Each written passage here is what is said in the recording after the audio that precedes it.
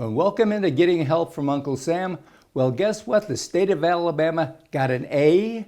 We're the only A in the nation. You know what that A was in?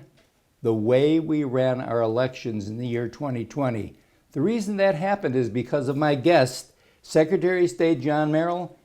Secretary of State Merrill, so glad to have you with us again. Jack, it's great to be Good with to be with you, As buddy. always, my friend. Congratulations on the A. Thank you so much. But I know you always strive for the A's, so Thank you. no Yes, sir. surprise. It's not Yes, really sir. a big surprise. You know, all during 2020, whenever you came on for interviews, you laid out everything the way it's supposed to be. Yes, sir. And what was it, like 96% of the people in the state of Alabama were registered to vote? Well, unheard of. Yes, sir. The right way, not yes, just sir. Yes, sir. registered. And it's important to note that this is not something that takes place just because you wake up one day and you say, we want to have safe, secure, and fair elections. And you're Right. kind of give me the credit, but the credit is due to our team at the Yes. Capitol, to the election officials in the 68 jurisdictions in the 67 counties, from the probate judges to the circuit clerks to the sheriffs to the registrars, all of those poll workers that are at our 1,980 polling sites in the state.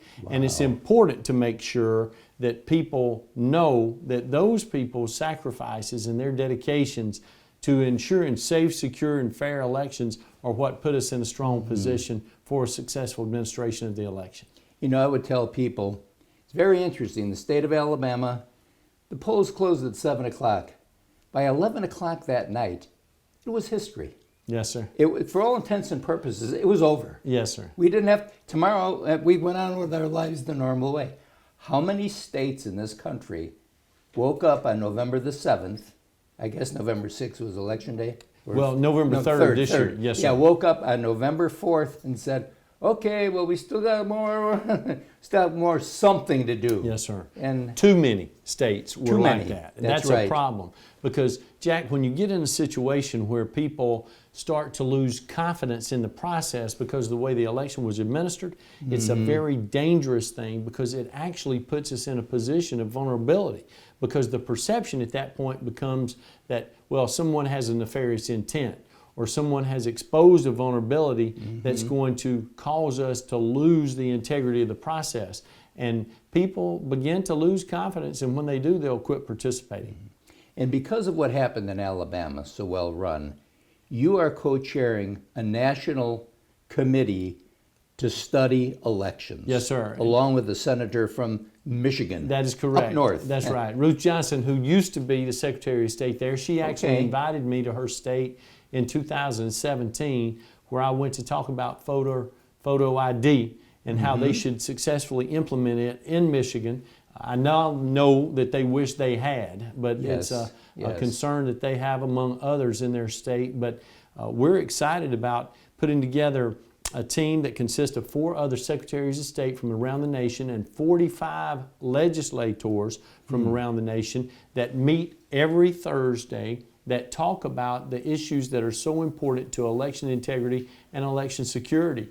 And we have been able to make some changes in other states already. We've seen laws that have passed in Georgia.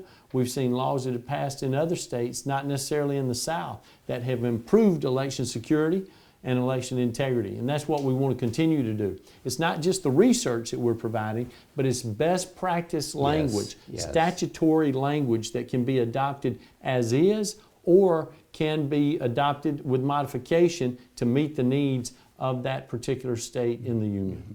Things that work the right way. Yes, sir. And that's the key word, the right way. Yes, sir. So let me ask, this committee or this commission that you're heading up here, are you going to have the ear of the U.S. Congress on this thing? Well, hopefully. Yes, sir. We certainly hope so. And one of the things that the Congress has been very responsive to us in the past is the letters that we have written that have talked about why certain things should be done or other things don't need to be done in Congress. For example, one of the things that's been a major point of contention for us is H.R. 1 and S1, Yes. which are bills that have been presented in Washington that will federalize the elections process. And many of those things do not need to be federalized. They don't even need to be considered to be nationalized because our states have a responsibility according to the U.S. Constitution on administering elections. And the 10th Amendment gives us as states the ability to do what we're supposed to do that's in the best interest of our state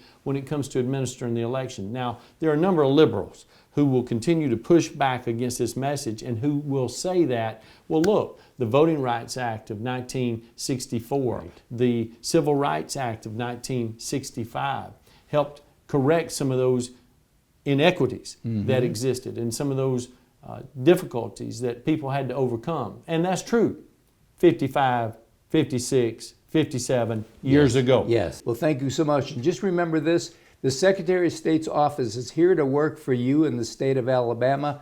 Call them. They're the most accessible office in the state. And we'll be right back right after this.